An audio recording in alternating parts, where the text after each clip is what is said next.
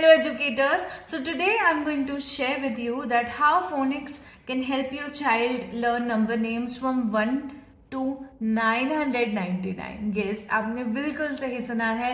999 तक आप अपने बच्चे को easily number names सिखा सकते हो phonics को use करके. And if you want your child to learn phonics online from me, you can just drop a comment and you yourself can take up my course so that आप अपने बच्चे के साथ साथ अपने आसपास के बहुत सारे बच्चों को phonics सिखा सकते हो. और ये सारे टिप्स जो मैं अपने वीडियोस में आपको देती हूँ वो आप उन लोगों के साथ भी शेयर कर सकते हो. सबसे पहले तो आप नंबर 1 से लेकर नंबर 10 तक उनको लर्न करवाओ.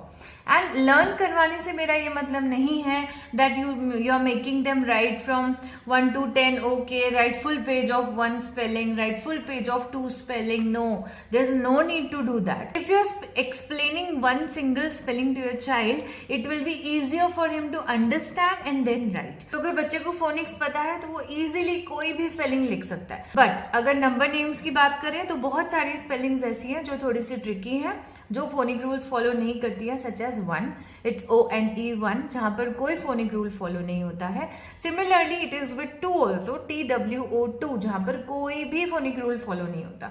वहां थोड़ी सी प्रॉब्लम आ सकती है. लेकिन आजकल जो मैं देखती हूँ वो ये कि बच्चे आजकल कार्टून्स देखते हैं, उसके अंदर बच्चों को 1 to 10 तक तो ऐसे ही खेल खेल में वो लोग स्पेलिंग्स को बाय हार्ट कर लेते हैं, भले वो बहुत छोटे से बच्चे हों. सो 1 to 10 तक आपको कोई प्रॉब्लम नहीं आएगी. Now we will move on to 11. Okay, now you have to explain the spelling. You will explain or you can break the spelling like this. 11 and then 12 की भी spelling हम उनको इसी तरह से, इसी ट्रिक से लर्न करवाएंगे.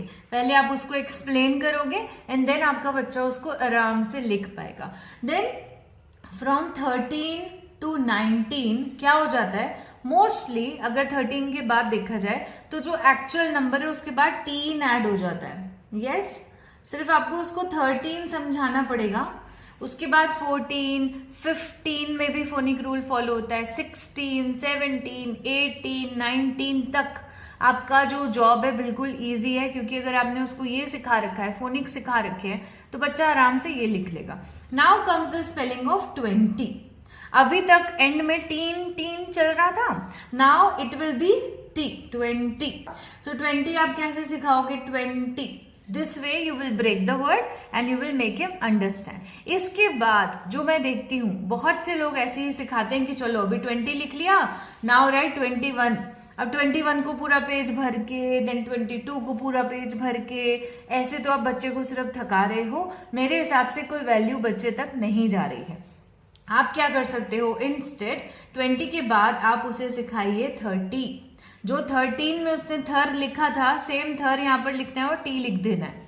देन 40, देन 50, ये आप उसे कराइए 100 तक.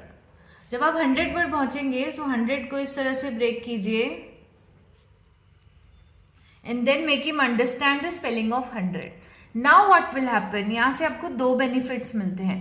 First benefit is whatever spelling you want your child to write from 1 to 99, you can ask him and he will write. Suppose if I ask him to write 79, it's very easy because he has understood what is 70 and he has already knew what is 9. So he will easily write 79 for you. Similarly, if we come before 100, he will simply write 99 for you very easily. Now, if you have made him understand the spelling of 100, so अगर आप उसको 800 की भी spelling लिखने के लिए बोलोगे, he will be able to write it very easily because 8 उसे पता था, 100 आपने सिखा दिया है. Similarly, if I ask him to write 999, so 9 की स्पेलिंग उसे ऑलरेडी आती थी यहाँ से. 90 हमने उसको यहाँ पर सिखाया हुआ था. 9 के बाद 100 हमने उसको यहाँ सिखाया हुआ था. देन 90 हमने यहाँ सिखाया था एंड 9 अगेन यहाँ से. Don't you think it is a very fine method to make your child learn all the number names? If you find this method useful, if you find my videos useful, please come back and leave a comment that yes, it was useful for you, it was helpful for you. I will be so happy and so glad to read your comments. और अगर आप course के बारे में और भी information लेना चाहते हैं So you can just comment under this video, or you can DM me on my Instagram, which is Phonikwani. Thank you for watching the whole video.